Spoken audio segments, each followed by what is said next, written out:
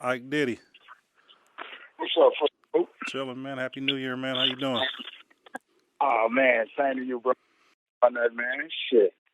So real quick, Ike, man, let's talk GP, man. It's the day after that we just got the news, man, that we lost the coach, man, and just off the rip, man, I wanted to I didn't even know I was gonna feel a certain way, but I was wondering how you process it or what you feel about it when you found the news out. Well, I mean, obviously you're sad to hear that one of our legends at the school that we love passed away, and a guy who touched so many of us.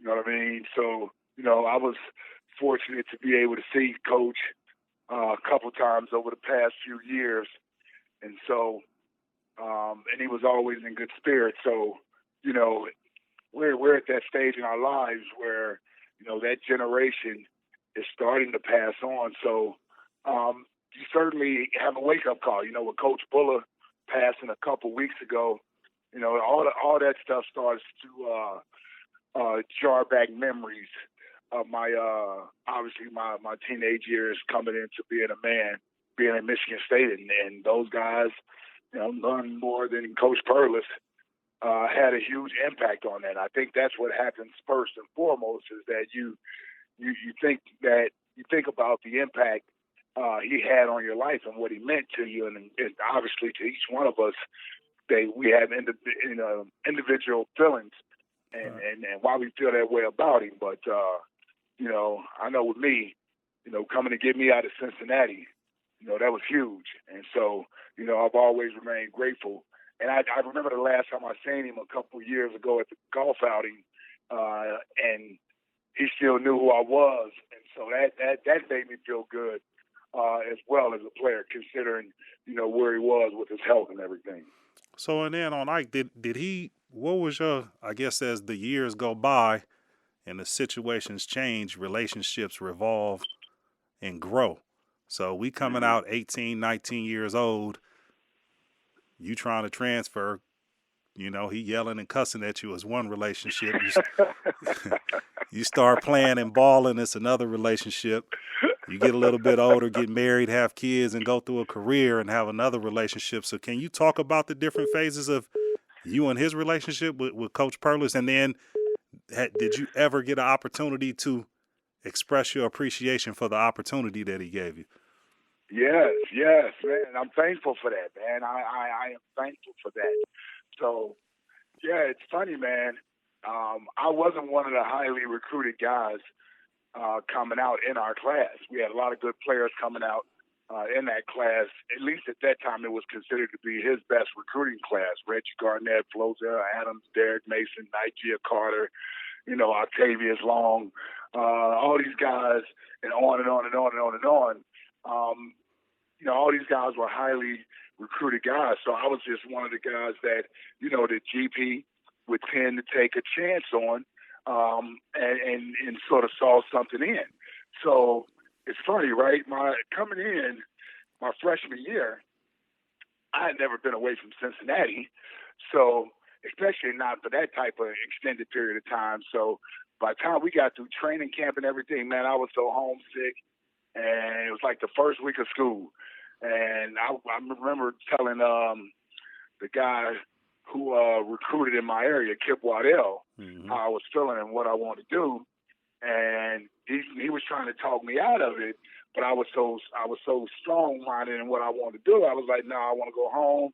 He was like, all right, we'll go in and talk to Coach and let him know. And I think they felt like, okay, you go in there and talk to Coach, and then Coach is going to be able to change his mind, or Ike's going to change his mind because he's not going to want to tell Coach. Right. So we go in there to see Coach Perles.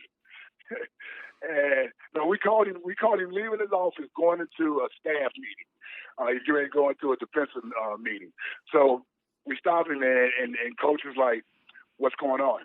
And Coach Waddell was like, well, Ike, he wants to go back home. He's homesick. And Coach Perles, I still remember to this day the exact words. He said, what the fuck you want me to do about it? Then go home then.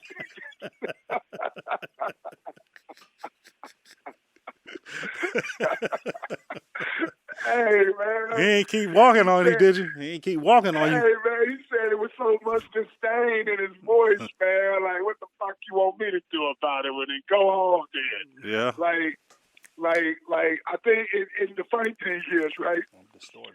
In the moment, it hit me like, yep, I knew that's why I wanted to go home. Nobody cares about whether or not I'm here, Right. So, but on that bus ride home, man, that 9.5 bus ride back to Cincinnati, Oh, you went? You left? Greyhound. Oh yeah, I left. I left because I was dead. I was hell bent on leaving. That's what I felt in my heart.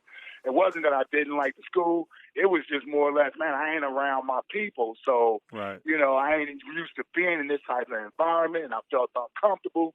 It had nothing to do with the team or anything like that. It was just like you just took a fish out of water and placed him somewhere, and he don't really know how to survive right now. So on that bus ride home, man, I realized then that I was making a mistake, and I knew my mother didn't really want me to come home and everything. So long story short, what I come to realize was, A, he was showing me tough love, but B, he was also letting me know to some degree he was bothered by it because here's a kid he took a chance on that only had 1 year of high school football in. Right. And he's giving him an opportunity when no one else was giving him this type of opportunity to be in a Big Ten school, right? So part of that is, I'm hurt that you don't appreciate or you don't get the opportunity that you're being afforded, right? That's what I would come to learn later, and that's what made me appreciate it even more when I did come to realize that. And then check this out. So the following year, I wound up winning the starting job and wound up playing and everything and all that type of stuff.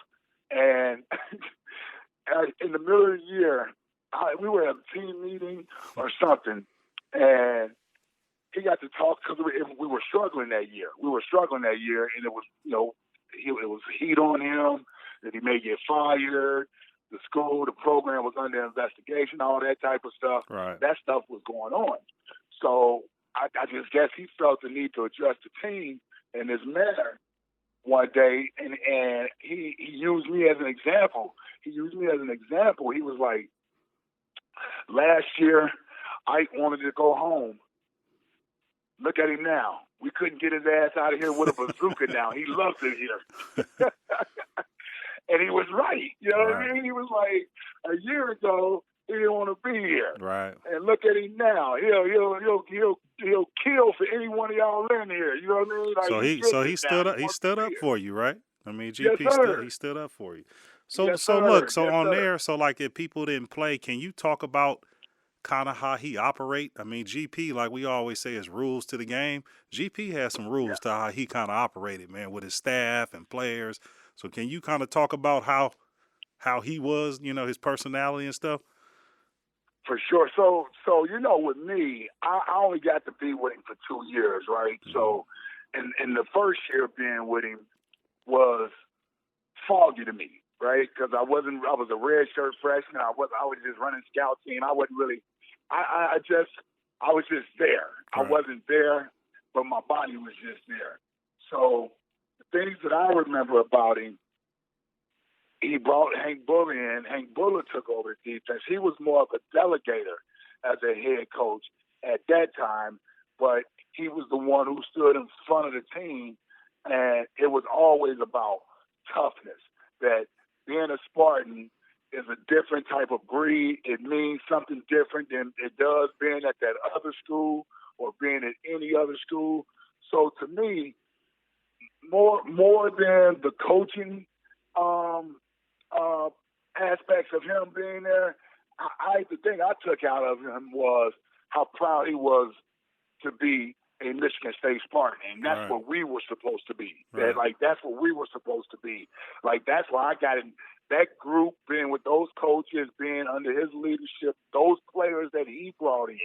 You know what I mean? Because that's different than what Nick brought in. Right. So the players that he brought in, that I was able to learn from and get knowledge from before they were gone, those are those are the principles that stick with me more than anything. I mean, it started with him and the way he ran his program. So you You know can what I mean? there's a clear distinction in the type of player that GP had, right?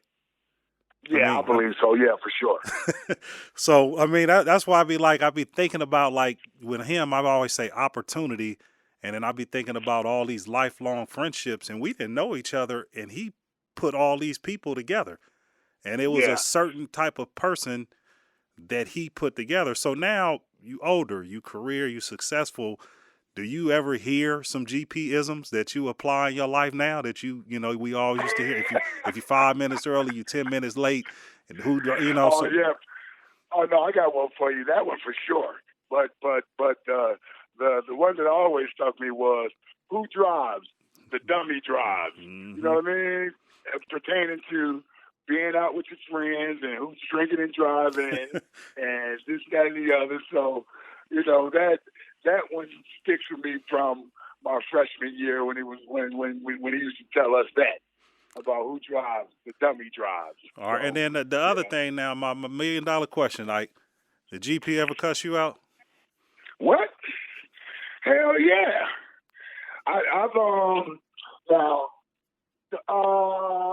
let me see. Cuss me out.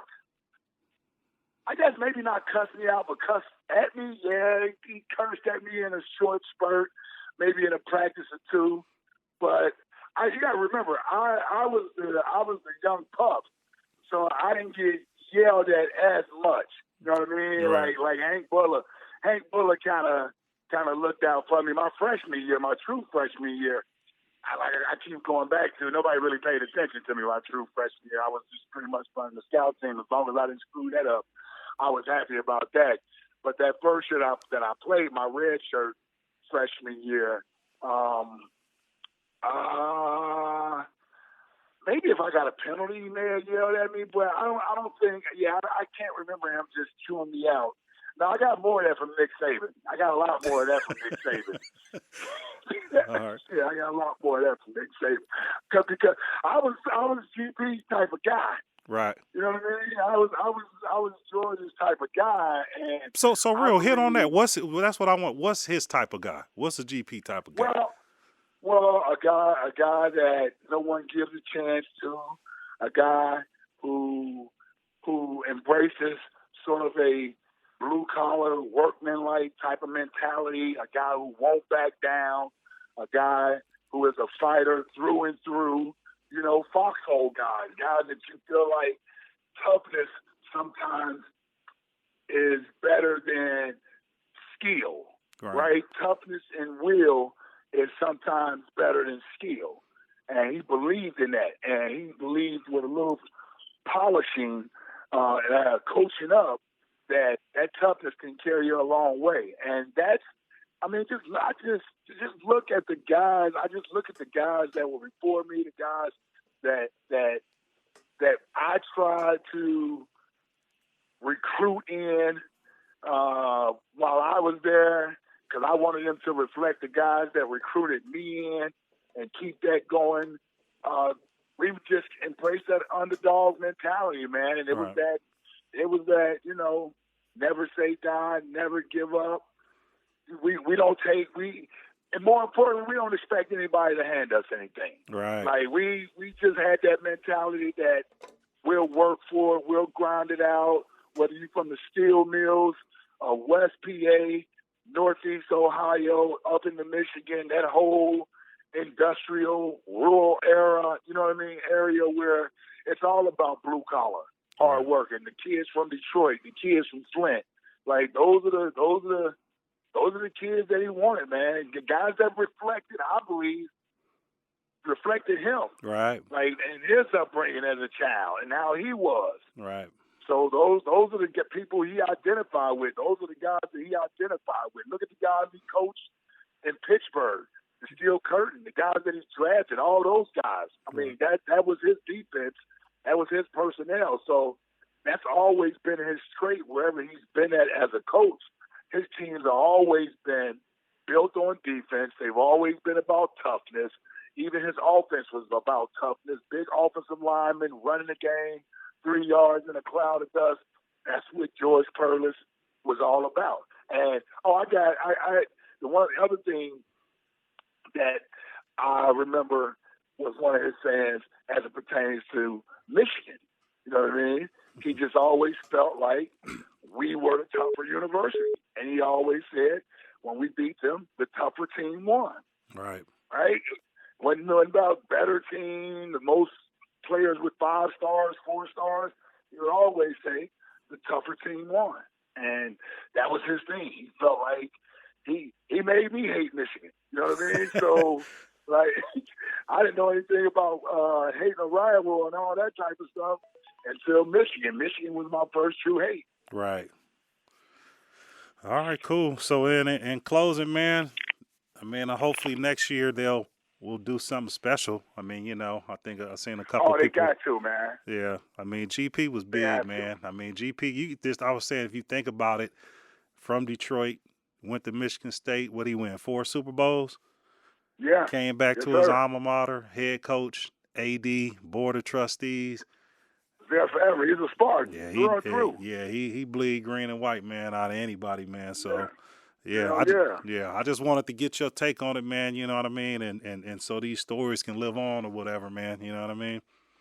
Yeah, man. I'm just happy I got it. I mean, listen, one for that dude, man. Like I said, I wouldn't have been in Michigan State. Right. You know what I mean? So if it wasn't for him, I would not have been there. And I remember commuting Saturday morning. My first visit. I got there Friday night and committed Saturday morning. Yeah. I mean, but Yes, you know, sir. that's what I be saying is like your thing was you recognize the opportunity that you might not have a whole bunch of other chances. You know what I mean? So Yes, you sir. jumped on it. Yes, sir. That's why I be saying that's people be wondering why we ride so hard for the school, because we literally be like, nigga, we made it. We slid through here Hell like we yeah. wasn't supposed to be here. Like y'all might have had 12 opportunities, but we slid through here, man, and we realized that if we didn't have this opportunity, our lives could be different. You know what I mean? Hell yeah. And I'll be happy, man, as hell when I see, you know, I know we done lost some soldiers here and there, but I'll be happy as hell when I see, you know, a lot of us took advantage of that opportunity. Yeah. You know what I mean? Didn't waste it. You know what I mean? Took advantage of that opportunity. Shit, we getting older, man. We in a fucking we getting up there now. Are we midlife? We are midlife now, right? Yeah, yeah. All right, Everything cool. else going good, man. Everything else going good. Yeah, man, got nothing to complain about. All is well. I was saying I didn't know it was gonna bother me. I just was, you know, kind of running around and thinking about it, and then, like I said, you can't never really belittle. Like if you think about it in life, all people want is a fair opportunity. Now the Yeah, man. results or whatever happened afterwards, you determine that. But a lot of people in life don't even get an opportunity. And it was a lot of people when we was coming out that was like it was something wrong with us, and maybe it was an injury like Jay's knee, or maybe you didn't play high school for enough years, or maybe you Right. didn't, maybe Juan didn't pass the SAT. And so just like you just think of everything that had become just because somebody gave you an opportunity, and then they put a little confidence in you and believed in you, and it just propelled you on your trajectory, man. So I just was, you know, thinking about it. He cussed me out a lot, but when you never can belittle, the opportunity that somebody gave you. You know what I mean? So I'm always thankful for it. For sure. Yeah. Oh, for sure, man. For sure, man. For sure. And that's part of our boys to men. You know what I mean? That's part of our boys to men, man. Shit, it wasn't easy. He wasn't easy to deal with. You know what I mean? Like, but in the end, it made you able to deal with other shit out in the real world. Like, yeah, if I dealt with George Perles cussing my ass out, or this guy cussing my ass out, you know what I mean? I ain't gonna let you break me. I ain't gonna let you stop me grinding and this and that and the other. So, you know, yeah, I mean, because we often forget how much coaches help shape who we are. Right, right. You know what I mean? All right, Ike. Well, I appreciate it, man. All right, bro. I'll holler. Let's get in on it. Bye.